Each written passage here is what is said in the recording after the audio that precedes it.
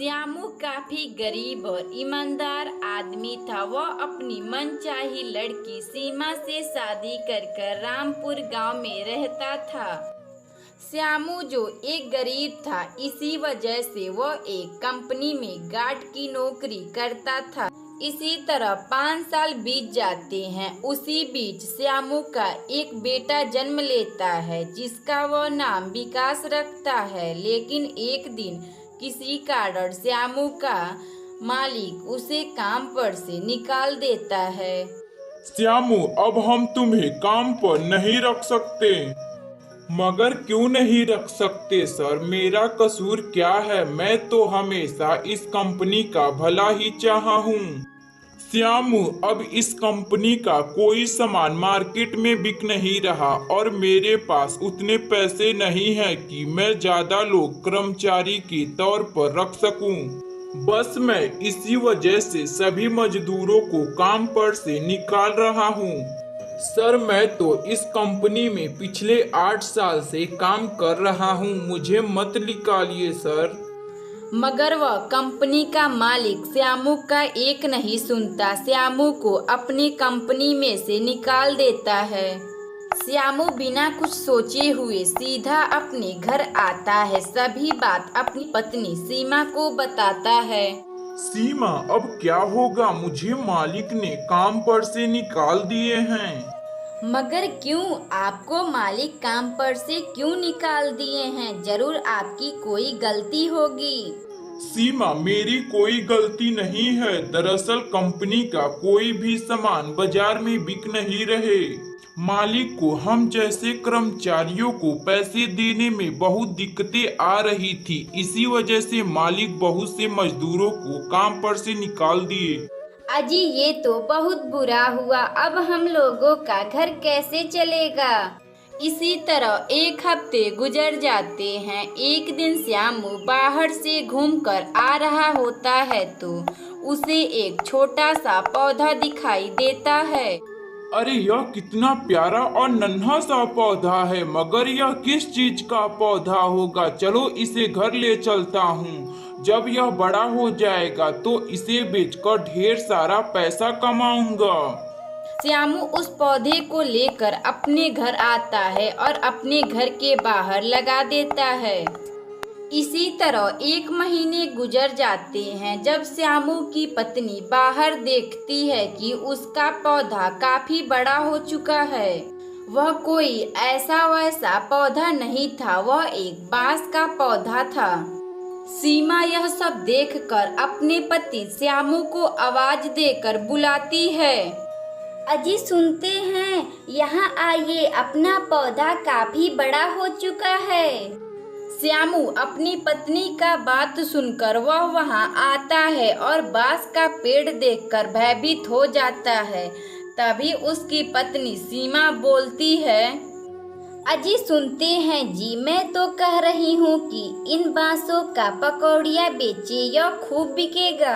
यह कैसी बातें बोल रही हो सीमा? भला बांस का पकौड़ी कौन खाएगा? सब खाएंगे जी। आप बस पूरे गांव में खबर फैला दीजिए कि हमारे यहाँ बांस का भी पकौड़ी बेचा जा रहा है। वह खाने में बहुत ही स्वादिष्ट लगेंगे।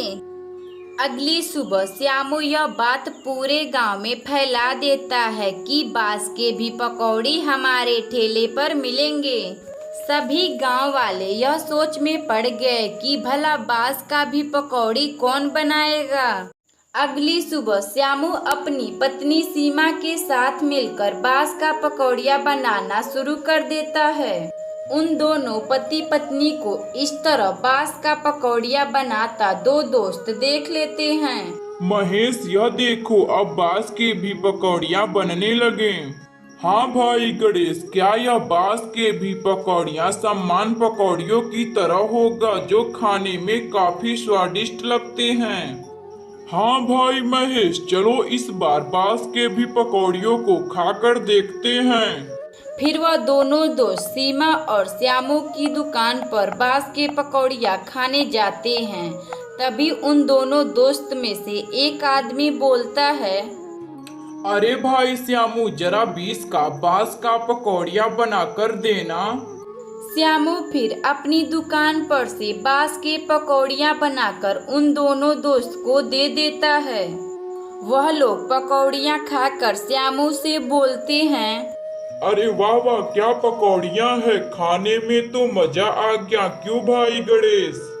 हाँ महेश, यह बाकी पकौड़ियों से भी स्वादिष्ट है। सभी पकौड़ियाँ में इतने मजा कहाँ जहाँ बांस के पकौड़ियों में है। वैसे श्यामू, तुम्हारे कितने पैसे हुए? बस 20 रुपए हुए। फिर वह दोनों दोस्त श्यामू को पैसे देकर वहां से चले जाते हैं। वह दोनों दोस्त बांस के पकौड़ियों का स्वाद पूरे गांव में बताते हैं। अरे हरिया, तुम्हें पता है कि श्यामू की दुकान पर बांस के भी पकौड़ी बनाए जा रहे हैं, वह काफी स्वादिष्ट हैं।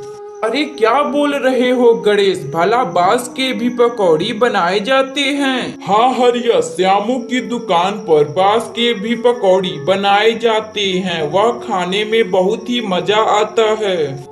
फिर हरिया गणेश का बात सुनकर श्यामू की दुकान पर पकौड़ियाँ खाने जाता है। हरिया श्यामू से बोलता है, श्यामू भाई, तुम्हारे बांस के पकौड़िया पूरे गांव में चर्चित है, मुझे भी जरा एक प्लेट बांस के पकौड़ी खिलाओ। श्यामू अपनी बांस की पकौड़ी बनाकर हरिया को भी देता है। हरिया बांस का पकौड़ी खाकर श्यामू से बोलता है, श्यामू भाई, यह कितना स्वादिष्ट बांस के पकौड़ी हैं, खाने में तो बहुत ही स्वादिष्ट लग रहे हैं।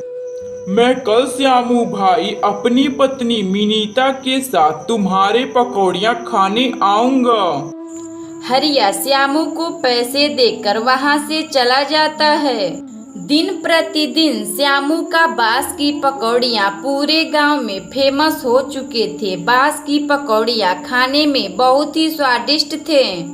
देखते ही देखते श्यामू के दुकान के आसपास बहुत से बांस के दुकान खुलने लगे।